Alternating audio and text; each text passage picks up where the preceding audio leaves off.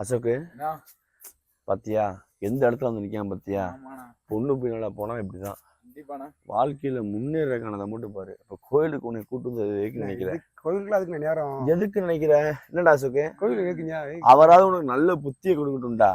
வாடா, அதுக்கு தான் கோயிலுக்கு கூட்டு வந்தது. அதுதான் ஒன்னே உனக்குல பொம்பளை பிள்ளை நம்பி என்னைக்குமே அவன் பின்னால போகாத. கரெக்டா அசோக்கு? என்னைக்குமே போகாத. போனா அப்படியே இதாயிடுச்சு. இப்ப என்ன இதாயிடுச்சு.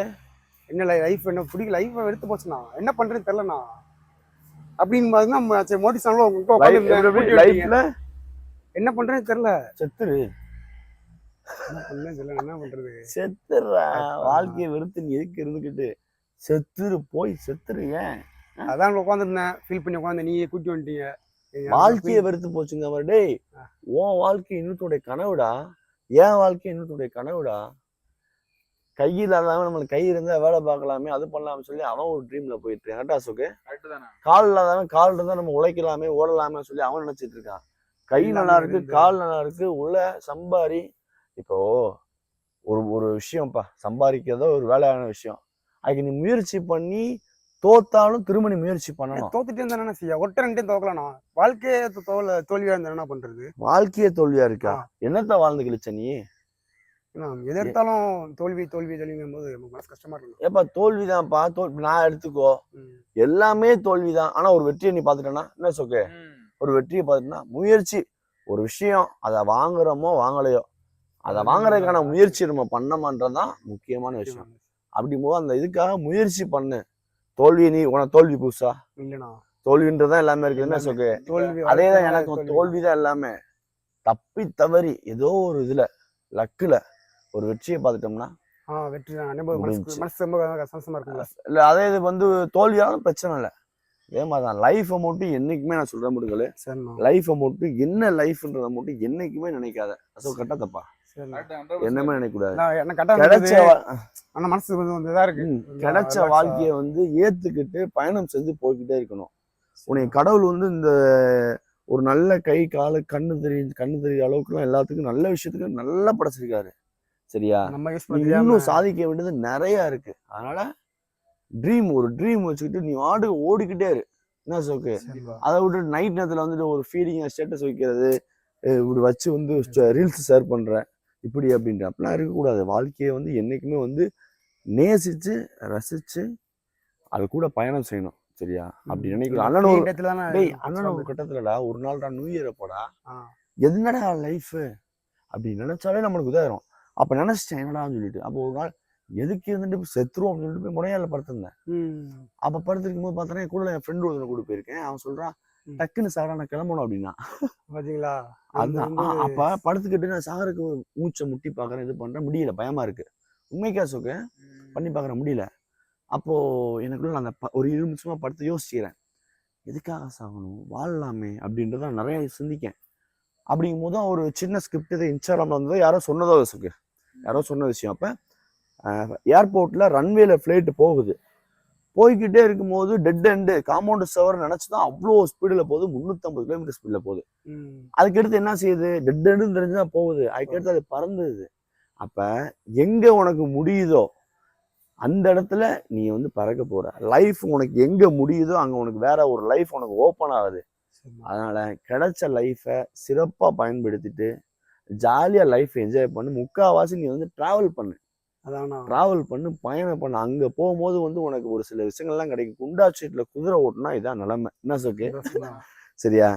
இதான் நிலைமை. அவர் ஐயா பிள்ளையார் சாமி அவரை பார்த்து கும்பிட்டுட்டு ஒரு நல்ல புத்தி கொடுப்பாரு. சரியா? உன்னை இப்ப கூட்டு வந்த காரணம் எதுவும் தெரியுமா?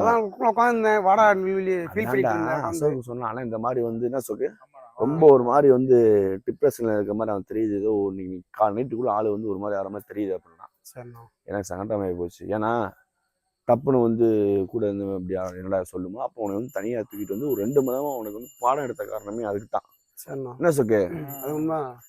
தயவு செய்து லைஃபை மட்டும் என்ன லைஃப்னு நினைக்க கூடாது. இந்த லைஃப் எவனுக்கு கிடைக்காம வந்து அவன் வந்து பார்த்தோன்னா தவிச்சுக்கிட்டு இருக்கான், ஏங்கிக்கிட்டு இருக்கான் அவனோட லைஃபுக்காக. என்ன நம்ம எடுத்துக்கோ, அண்ணன் அந்த உட்காந்துக்காரு, அவரோட லைஃப் வந்து அவருடைய வாழ்க்கை நம்மளுடைய கனவு, நம்மளுடைய வாழ்க்கை அவரோட கனவா இருக்கும். என்னதான் இருக்கும்? மேரேஜ் ஆயிருக்கும், குழந்தை இருக்கும், கமிட்மெண்ட் அவர் போய்கிட்டு இருக்காரு. ம். அப்ப பசங்களாவே நம்ம மேரேஜ் ஆகாம இருக்கோம்னா அவர் நம்மள நினைப்பாரு. நம்ம அப்படி நினைப்போம் இருக்கலாமோ? பெரிய இதா இருக்காரு, பெரிய ஆளா இருக்காரு, அவர் இடத்துக்கு போயிட்டோம்னா நம்ம ஓடி கார்ல சுத்தலாம், அதுல சுத்தலாம் அப்படின்னு கனவு. கிடைச்ச லைஃப பயன்படுத்தி சிறப்பா பயணிச்சு வாழ்க்கையில வெற்றி பெற மட்டும் பண்ணு. சரிண்ணா. அதை விட்டுட்டு தவறுதலான முடிவுகள் எல்லாம் எடுக்கக்கூடாது. என்ன விஜயகுமார் வாங்க. நல்லா இருக்கணும். சும்மா வந்தோம், தம்பி வந்தோம். அப்ப சின்ன ஒரு அட்வைஸ் என்னன்னா சொல்லி ஒரு தான் வச்சுக்கிருந்தான் டிப்ரெஷன்ல. அதான் கண்டிப்பா கூட்டி கண்டிப்பா வந்தாரு, சாமி கூட கூட்டி வந்தாரு. கண்டிப்பா இந்த இடத்துல வந்து புலம்புறது முக்கியம் இல்ல, புலம்பல் போறதுக்கு தீர்க்கமான சாமி விட்டுவாங்க. அவங்கவுங்க வாழ்க்கை கிடைக்க மாட்டேங்குது, வயசு கிடைக்க மாட்டேங்குதுன்னு ஏங்கிக்கிட்டு இருக்காங்க. இவன் வந்து இந்த வாழ்க்கையை பிடிக்கல அப்படின்ற மாதிரி ஒரு இதை சொல்றான், ஒரு கருத்தை அவன் முன் வைக்கிறான். அது எப்படி இவனுடைய வாழ்க்கை வந்து இன்னொருத்தனுடைய கனவா தானே இருக்கும், உண்மைதானே? அப்ப உன்னுடைய வாழ்க்கை உன்னுடைய வேற ஒருத்தருடைய கனவா இருக்கும்போது நீ அந்த வாழ்க்கையை நீ ரசிச்சு வாழு. கிடைச்சத இந்த வாழ்க்கை உனக்கு பேச்சுலர் லைஃப் உடைய வாழ்க்கை பிடிக்கலையா, மேரேஜ் பண்ணு, அவங்களோட டிராவல் பண்ணு, செம்மையா இருக்கும். அதான் நான் கல்யாணம் பண்ணிட்டு நீ முதல் கல்யாணம் பண்ணிடணும், சரியா? வாழ்க்கையை என்னைக்குமே வந்து சாதாரண பண்ணிக்கூடாது. என்னன்னா நீ ஒரு பெரிய ஆள் இருந்தா ஒரு அட்வைஸ் சொல்லுங்க. வாழ்க்கையில உண்மை பொருள் சொல்லுவோம், அவ்வளவு. சரிண்ணா. இப்போ உலகம் பறந்த உலகம். ஆமாண்ணா. ஓகேங்களா? அதுக்கு இந்த உலகத்தை முதல் சுத்திட்டு வாங்க. இந்த உலகத்தை சுத்திட்டாலே உங்களுக்கு பறந்த உலகம் தெரிஞ்சு போகும். எல்லாரும் உலகம் சிறுசு உலகம் சிறுசு பறந்த உலகம். அந்த பறந்த உலகத்துல உங்களை சுய சிந்தனைக்கு ஆட்படுத்த ஒரே இடம் இந்த ஆலயம் தான். அப்ப நீங்க புண்பட்ட மனசுக்கு பண்படணும்னா சுத்திட்டு என்னால முடிஞ்ச அறிவுரை நீங்க வாழ்க்கையில வந்து பயன்படுத்தினாலும் சரி, ஓகேங்களா? அது மத்தவங்களுக்கு நீங்க முன்னுதாரணம் இருந்தாலும் சரி. மதம் வந்து நண்பரு யதார்த்தமா வாரேன், கும்பிட்டு வாரேன், அம்மா வேண்டிட்டு வாரேன். திக்கட்டுக்கும் தெய்வம் தான் துணை. திக்கட்டத்துக்கும் தெய்வம் என்ன தெரியுமா? திக்கட்டுக்கும் தெய்வம் தான். திக்கட்டவனுக்கு இல்ல, 8 திசை. என்னென்ன திசை சொல்லுங்க பாப்பா? கிழக்கு, மேற்கு, தெற்கு, வடக்கு, தென்வடல், கிழ வடல், மேற்வடல் சொல்லுவாங்க இல்லையா? கிழ வடக்கு, தென்மேற்கு, தென்கிழக்கு சொல்றாங்க இல்லையா? அப்பனா அது ஆகாயம் பூமி. எங்க சுத்தினாலும் ஒரே ஒரு பயன் எப்படி சுத்தாலும் சரி, இவங்களை நினைச்சிடணும். கண்டிப்பா. ஓகேங்களா? நீங்க ஒரு சுத்திட்டு வாங்க. ஒரு 2 நிமிஷம் ஃப்ரீ மைண்ட்ல வயசுல மூத்தவங்கிற முறையில சொல்றேன். அந்த அனுபவப்பாடம் உங்களுக்கு வந்து வாழ்க்கை பரமா இருந்தா நல்லது, சந்தோஷம். ஆமா கண்டிப்பா கண்டிப்பா. இந்த இடத்துல வந்து அண்ணன் சொல்ற ஒரு கருத்துக்கு நான் ஒரு விஷயம் சொல்றேன். பெரிய ஆளுங்க வந்து எனக்கு கிட்டத்தட்ட ஒரு 6-7 வருஷத்துக்கு அட்வைஸ் பண்ணுவாங்க. இவங்க என்ன பண்ண அப்படிங்கிறத வந்து அசால்ட்டா கண்டுக்கிற மாட்டேன். அந்த மனநிலை நீ இப்ப இருக்கலாம்.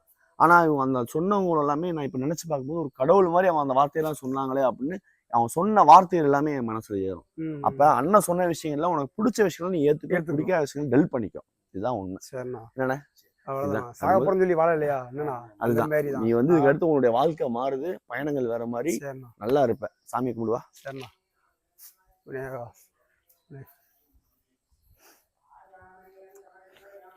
அப்படி அப்படியே விழுந்து கும்பிடு. அண்ணன் கால விழுந்துடாத. சாமி எல்லாம் நீங்க சாமி கும்பிட்டுவா, கும்பிட்டு வரட்டும். நல்லா விழுந்து கும்பிடு. அவன் அசோக்கு அவன் வாழ்க்கை கிடைக்காம நேரங்கள் கிடைக்காம இதா இருக்கிறான். உழுந்து கும்பிடு. உள்ள போ. என்ன வாழ்க்கை கிடைக்காம நேரங்கள் கிடைக்காம வயசு கிடைக்காம அவங்கவுங்க அழுதுகிட்டு புலம்பிக்கிட்டு இருக்காங்க. 23 வயசு ஆகுது. இது வந்து வெறுதச்சுங்க பாரு லூசு பையன். இவங்க எதுக்கு இருந்துக்கிட்டு, எதுக்குடா நீ ஊருக்கும் பூமிக்கு எதுக்கு நீ பாரமா இருந்துக்கிட்ட? கழுதுங்கிட்ட அது போடிடு. ஏன் எதுக்கு வீட்டுக்கு தொல்லையா இருந்துக்கிட்டு? லூசு பையன். சாமி கும்பிடு.